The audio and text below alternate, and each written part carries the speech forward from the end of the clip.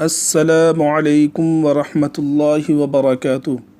آج کا پیغام حضرت عبداللہ بن ابی اوفا رضی اللہ تعالی عنہما فرماتے ہیں کہ رسول اللہ صلی اللہ علیہ وسلم نے ارشاد فرمایا، جس شخص کو کوئی بھی ضرورت پیش آئے جس کا تعلق اللہ تعالی سے ہو یا مخلوق سے ہو، کسی سے بھی ہو، تو اسے چاہیے کہ وضو کرے، پھر 2 رکعت نماز پڑھے، پھر اس طرح دعا کرے: لا الہ الا اللہ الحلیم الکریم، سبحان اللہ رب العرش العظیم، الحمد للہ رب العالمین، اللہم انی اسألک موجبات رحمتک وعزائم مغفرتک والغنیمت من کل بر والسلامت من کل اسم، اسألک الا تدع لی ذنبا الا غفرت ولا ہما الا فرجت ولا حاجتا ہی لک رغا الا قضیتها لی۔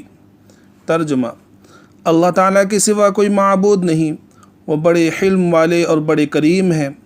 اللہ تعالیٰ ہر عیب سے پاک ہے اور عرش عظیم کے مالک ہیں۔ سب تعریفیں اللہ تعالیٰ کے لیے ہیں جو تمام جہانوں کے رب ہیں۔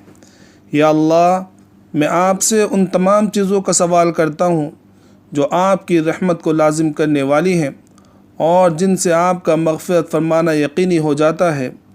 میں آپ سے ہر نیکی میں حصہ لینے اور ہر گناہ سے محفوظ رہنے کا سوال کرتا ہوں۔